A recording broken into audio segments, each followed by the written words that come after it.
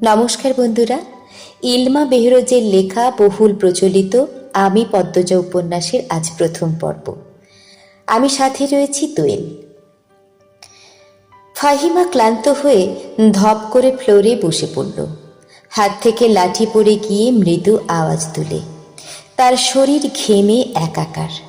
কপালের বিন্দু বিন্দু ঘাম হাতের তালু দিয়ে মুছে বার কয়েক জোরে জোরে নিঃশ্বাস ফেলল। এরপর চোখ তুলে সামনে তাকালো। রিমান্ডে কোনো পুরুষই টিকতে পারে না, সেখানে একটি মেয়ে আজ 4 দিন ধরে রিমান্ডে। তার সামনে চেয়ারে বাঁধা অবস্থায় ঝিমুচ্ছে। 4 দিনে একবারও মুখ দিয়ে টুঁ শব্দটি করল না। শারীরিক মানসিক কত নির্যাতন করা হয়েছে, তবুও ব্যথায় আর্তনাদ অবধি করেনি। মনে হচ্ছে একটা পাথরকে পেটানো হচ্ছে, যে পাথরের রক্ত ঝরে কিন্তু জবান খোলে না। তখন সেখানে আগমন ঘটে ইন্সপেক্টর তুষারের। তুষারকে দেখে ফাহিমা কাতর স্বরে বলল, সম্ভব না, আর কিছুতেই কথা বলছে না। তুষার অভিজ্ঞ চোখে মেয়েটিকে 2 সেকেন্ড দেখল। এরপর গম্ভীর কণ্ঠে ফাহিমাকে বলল, আপনি যান। ফাহিমা এলোমেলো পা ফেলে চলে যায়। তুষার একটা চেয়ার নিয়ে মেয়েটির সামনে বসল। বেশ কিছুক্ষণ চুপ করে থেকে বলল, আপনার সাথে আজ আমার প্রথম দেখা। মেয়েটি কিছু বলল না, তাকালোও না। তুষার মেয়েটির দিকে সূক্ষ্ম দৃষ্টি মেলে তাকালো, বলল, মা বাবাকে মনে পড়ে? মেয়েটি চোখ তুলে তাকায়। ঘোলাটে চোখ, কাটা ঠোঁট থেকে রক্ত ঝরছে। চোখের চারপাশ গাঢ় কালো, চোখ দুটি লাল। মুখের এমন রং রিমান্ডে আসা সব আসামির হয়। তুষার মুখের প্রকাশভঙ্গি আগের অবস্থানে রেখেই আবার প্রশ্ন করল, মা বাবাকে মনে পড়ে? মেয়েটি মাথা নাড়ায়, মনে পড়ে তার। তুষার একটু ঝুঁকে। মেয়েটি অসহায় দৃষ্টি মেলে তাকায়। তুষার মেয়েটির হাতের বাঁধন খুলে দিয়ে নির্বিকার ভঙ্গিতে প্রশ্ন ছুড়ল, নাম কি? যদিও তুষার মেয়েটির নাম সহ পুরো ডিটেলস জানে, তবুও জিজ্ঞাসা করল। তার মনে হচ্ছে মেয়েটি কথা বলবে। সত্যি তাই হলো। মেয়েটি ভারাক্রান্ত কণ্ঠে নিজের নাম উচ্চারণ করল, পদ্ম। আমি পদ্মজা। পদ্মজা হেলে পড়ে তুষারের উপর। তুষার দ্রুত ধরে ফেলে। উঁচু কণ্ঠে ফাহিমাকে ডাকল, মিস ফাহিমা, দ্রুত এদিকে আসুন। ফাহিমা সহ আরও 2 জন দ্রুত পায়ে ছুটে আসে। 1989 সাল। সকাল সকাল রশিদ ঘটকের আগমনে হেমলতা ভীষণ বিরক্ত হন। তিনি বারবার পই পই করে বলেছেন, পদ্মর বিয়ে আমি এক্ষুনি দেব না, পদ্মকে অনেক পড়াবো। তবুও রশিদ উদ্দিন প্রতি সপ্তাহে সপ্তাহে এক এক পাত্রের খোঁজ নিয়ে আসবেন। মেয়ের বয়স আর কতই হলো, মাত্র 16। শামসুল আলমের মেয়ের বিয়ে হয়েছে 24 বছর বয়সে। পদ্মর বিয়েও তখনই হবে, পদ্মর পছন্দ মতো। হেমলতা রশিদকে দেখেও না দেখার ভান ধরল। রশিদ একতলা থুতু ফেললেন উঠোনে। এরপর হেমলতার উদ্দেশ্যে বললেন, বুঝছো পদ্মর মা, এইবার যে পাত্তর আনছি একেবারে খাঁটি হীরা। হেমলতা বিরক্ত ভরা কণ্ঠে জবাব দিলেন, আমি আমার মেয়ের জন্য পাত্র চাইনি, তবুও বারবার কেন আসেন আপনি? যুবতী মাইয়া ঘরের আহান ভালা না। মেয়েটা তো আমার, আমাকেই বুঝতে দেন না। হেমলতার কণ্ঠে বিরক্তি ঝরে পড়ে। রশিদ অনেক চেষ্টা করেও সুবিধা করতে পারলেন না। ব্যর্থ থমথমে মুখ নিয়ে সড়কে পা রাখেন। প্রতিদিনই কোনো না কোনো পাত্রপক্ষ এসে হাতে টাকা গুঁজে দিয়ে বলবে, মোর্শেদের বড় ছেড়িডারে চাই। রশিদ নিজে নিজে বিড়বিড় করে আওড়ান, গেরামে কি আর সেরি নাই? একটা সেরিরেই কেন সবার চক্ষে পড়তে হইবে? চাইলেই কি সব পাওয়া যায়? পূর্ণা স্কুল জামা পরে পদ্মজাকে ডাকল, আপা, এই আপা, স্কুলে যাবি না? আপা রে। পদ্মজা পিটপিট করে চোখ খুলে কোনো মতে বলল, না। পরপরই চোখ বুজে ঘুমে তলিয়ে গেল। পূর্ণা নিরাশ হয়ে মায়ের রুমে আসে। আম্মা, আপা কি স্কুলে যাইব না? হেমলতা বিছানা ঝাড়া রেখে পূর্ণার দিকে কড়া চোখে তাকান। রাগী স্বরে বললেন, যাইব কি? যাবে বলবি। পূর্ণা মাথা নত করে ফেলল। হেমলতার কড়া আদেশ, মেয়েদের পড়াশোনা করাচ্ছি অশুদ্ধ ভাষায় কথা বলার জন্য নয়, শুদ্ধ ভাষায় কথা বলতে হবে। পূর্ণাকে মাথা নত করতে দেখে হেমলতা তৃপ্তি পান। তার মেয়েগুলো মান্যতা চিনে খুবই অনুগত। তিনি বিছানা ঝাড়তে ঝাড়তে বললেন, পদ্মর শরীর ভালো না, সারা রাত পেটে ব্যথায় কাঁদছে, থাকুক, ঘুমাক। পূর্ণার কিশোরী মন বুঝে যায় পদ্মজা কিসের ব্যথায় কেঁদেছিল। সে রাতে নানা বাড়ি ছিল বলে জানত না। ভোরেই চলে এসেছে। নানা বাড়ি হেঁটে যেতে 5 মিনিট লাগে। পূর্ণাকে চুপচাপ দাঁড়িয়ে থাকতে দেখে হেমলতা বললেন, তুই যা, মাথা নিচু করে যাবি, মাথা নিচু করে আসবি। আচ্ছা আম্মা। পূর্ণা রুমে এসে আয়নার সামনে দাঁড়ালো। নিজেকে খুঁটিয়ে খুঁটিয়ে দেখল।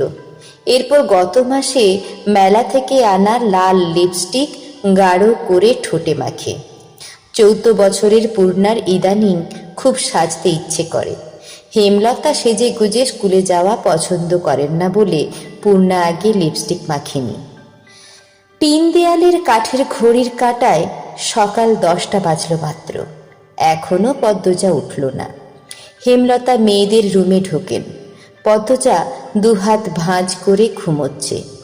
জানলার পর্দা ভেদ করে আসা আলতো পেলব রোদ্দুরের স্পর্শে পদ্মজার মসৃণ পাতলা ঠোঁট, ফর্সা ত্বক চিকচিক করছে। হেমলতা বিসমিল্লা বলে 3 বার ফুঁ দেন মেয়ের শরীরে। গুরুজনরা বলেন মায়ের নজর লাগে বেশি, নজর কাটাতে বিসমিল্লা বলে ফুঁ দিতে হয়। হেমলতার মায়া লাগছে পদ্মজার ঘুম ভাঙাতে, তবুও আদুরে গলায় ডাকলেন, পদ্ম, এই পদ্ম। পদ্মজা চোখ খুলে মাকে দেখে দ্রুত উঠে বসে। যেদিন ঘুম থেকে উঠতে দেরি হয় সেদিনই হেমলতা ডেকে তুলেন। পদ্মজা অপরাধী কণ্ঠে প্রশ্ন করল, বেশি দেরি হয়ে গেছে আম্মা? সমস্যা নেই, মুখ ধুয়ে খেতে আয়। পদ্মজা দ্রুত কলপারে গিয়ে ব্রাশ করে, মুখ ধৌত করে। হেমলতা শিক্ষকের মেয়ে, তাই তার মধ্যে নিয়ম নীতির প্রভাব বেশি। মেয়েদের শক্তপোক্ত নিয়মে রেখে বড় করছেন। পদ্মজা রান্নাঘরে ঢুকে দেখল প্লেটে খাবার সাজানো। সে মৃদু হেসে প্লেট নিয়ে টেবিলে গিয়ে বসল। তখন হেমলতা আসেন। পদ্ম দ্রুত ওড়না দিয়ে মাথা ঢাকে। হেমলতার দেওয়া আরেকটা নিয়ম, খাওয়ার সময় মাথা ঢেকে খেতে হবে। পদ্মজা নিশ্চুপ থেকে শান্ত ভঙ্গিতে খেতে থাকল। হেমলতা মেয়েকে সহজ কণ্ঠে বললেন, তাড়াহুড়ো করছিস কেন? মুখ ধুতে গিয়ে চুল ভিজিয়ে এসেছিস, খেয়ে রোদে বসে চুলটা শুকিয়ে নিবি। আচ্ছা আম্মা। আম্মা, পূর্ণা প্রেমা আসে নাই? পূর্ণা আসছে, স্কুলে গেছে। প্রেমা দুপুরে আসবো। আম্মা, আব্বা কবে আসবেন? পদ্মজার প্রশ্নে হেমলতা দাঁড়িয়ে পড়লেন। শুকনো গলায় জবাব দেন, জানি না, খাওয়ার সময় কথা বলতে নেই। হেমলতা চলে যেতেই পদ্মজার চোখ থেকে টুপ করে 1 ফোঁটা জল পড়ে পাতে। পদ্মজা দ্রুত হাতের উল্টো পাশ দিয়ে চোখের জল মোছে। পদ্মজার জীবনে জন্মদাতা আছে ঠিকই, কিন্তু জন্মদাতার আদর নেই। সে জানে না তার দোষটা কি, কেন নিজের বাবা বাকি বোনদের আদর করলেও তাকে করে না, কথাও অবধি বলে না। 2 বার মাকে জিজ্ঞেস করেছে সে, আমি কি তোমাদের সত্যিকারের মেয়ে আম্মা? শান্ত সন্তান বলে কি কোনো দত্ত কিনেছিলে? আব্বা কেন আমাকে এত অবহেলা করেন? ও আম্মা, বলো না। হেমলতা নিশ্চুপ থাকেন। অনেকক্ষণ পরে বলেন, তুই আমার গর্ভের সন্তান আর তোর বাবারই মেয়ে। এখন যা, পড়তে বস, অনেক পড়তে হবে তোর। ব্যাস এইটুকুই, এর বেশি কিছু বলেন না হেমলতা। পদ্মজার কেন জানি মনে হয় একদিন হেমলতা নিজে থেকে খুব গোপন কোনো কথা বলবেন, তবে সেটা যেন সহ্য করার মতো হয়, এই দোয়াই সারাক্ষণ করে সে। এত কি ভাবছিস? তাড়াতাড়ি খেয়ে ওঠ। হেমলতার কথায় পদ্মজার ভাবনার সুতো ছিঁড়ল। দ্রুত খেয়ে ওঠে। আজ আমের আচার বানানোর কথা ছিল। সন্ধ্যা কাটতেই বিদ্যুৎ চলে গেল। কয়েক মাস হলো গ্রামে বিদ্যুৎ এসেছে। 8 গ্রাম মিলিয়ে অলন্দপুর। তাদের গ্রামের নাম আটপাড়া। প্রতিদিন নিয়ম করে সন্ধ্যা রাত থেকে 3 ঘন্টা গ্রাম অন্ধকারে তলিয়ে থাকে। আর সারাদিন তো বিদ্যুতের নামগন্ধও থাকে না। বিদ্যুৎ দিয়ে লাভটা কি হলো? পদ্মজা, পূর্ণা, প্রেমা 3 বোন একসাথে পড়তে বসেছিল। বাড়ি অন্ধকার হতেই 9 বছরের প্রেমা খামচে ধরে পদ্মজার ওড়না। পদ্মজা মৃদু স্বরে ডাকল, আমা, আমা, আয় টর্চ নিয়ে যা। হেমলতার আহ্বানে পদ্মজা উঠে দাঁড়ালো। প্রেমা অন্ধকার খুব ভয় পায়। পদ্মজার ওড়না ছেড়ে পূর্ণার হাত চেপে ধরে। টর্চ নিয়ে রুমে ঢোকার মুহূর্তে পদ্মজা গেট খোলার আওয়াজ পেল। উঁকি দিয়ে হানিফকে দেখে সে দ্রুত রুমে ঢুকে পড়ল। হানিফ পদ্মজার সৎ মা। বুবু, বাড়ি আন্ধার কেন? বাত্তি টাত্তি জ্বালাও। হানিফের কণ্ঠ। হানিফ, আসছিস? হেমলতা রুম থেকে বেরিয়ে এলেন, হাতে হ্যারিকেন। হানিফ সবকটি দাঁত বের করে হাসল, বলল, হ আমি। আয়, ভেতরে আয়। হানিফ বারান্দা পেরিয়ে বড় ঘরে ঢুকে বলল, তোমার সেরিগুলান কইতে? আছে রুমেই পড়ছে। এই আন্ধারেও পড়ে? হেমলতা কিছু বললেন না। হানিফ এ বাড়িতে আসলে কেন জানি খুব অস্বস্তি হয়। হকারও ওদের খাওয়ার সময় হয়েছে, তুইও খেয়ে নে। এই হ্যানেই খামু না তোমার সরাইখানাতে যাইতে হইব? কথাটায় রসিকতা ছিল। গ্রাম থেকেও হেমলতা খাওয়ার জন্য আলাদা রুম নির্বাচন করেছেন, সেটা হানিফের কাছে রসিকতাই বটে। হেমলতা প্রশ্নের জবাব সোজা সাপটা না দিয়ে বললেন, খেতে চাইলে খেতে আয়। পদ্মজা কিছুতেই খেতে আসলো না। কেমন জড়সড় হয়ে আছে। মনে হচ্ছে হানিফকে ভয় পাচ্ছে বা অবহেলা করছে। হানিফ 6 বছর সৌদিতে ছিল। 3 মাস হলো দেশে ফিরেছে। 3 মাসে যতবার হানিফ এই বাড়িতে পা রেখেছে ততবারই পদ্মজা অজুহাত দিয়ে দূরে দূরে থেকেছে। হেমলতার বিচক্ষণ মস্তিষ্ক মুহূর্তে ভেবে নিল অনেক কিছু, তাই জোর করলেন না। আজই এই লুকোচুরির ফয়সলা হবে। হানিফ পদ্মজাকে দেখার জন্য অনেক ছলচাতুরি করল, কিছুতেই সুযোগ পেল না। বিদ্যুৎ আসার ঘণ্টাখানেক পর হানিফ চলে যায়। পূর্ণা, প্রেমা রুমে ঢুকতেই পদ্মজা ঝাঁপিয়ে পড়ে। রুদ্ধশ্বাস কণ্ঠে বলে, কতবার না করেছি লোকটা পাশে বেশিক্ষণ না থাকতে? তোরা কেন শুনিস না আমার কথা? পূর্ণা ও প্রেমা বিস্ময়ে হতবিহ্বল। পদ্মজা কখনো তাদের এমন নিষেধ দেয়নি, তাহলে এখন কেন এমন বলছে? হেমলতা রুমে ঢুকতেই পদ্মজা চুপসে গেল। পদ্ম, আমার রুমে আয়। মায়ের এমন কণ্ঠ শুনে পদ্মজার কলিজা শুকিয়ে আসে।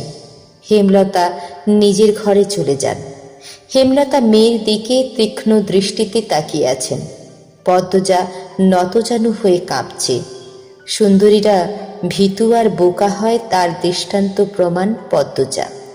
হেমলতার খুব মায়া হয় পদ্মজার সাথে উঁচু কণ্ঠে কথা বলতে।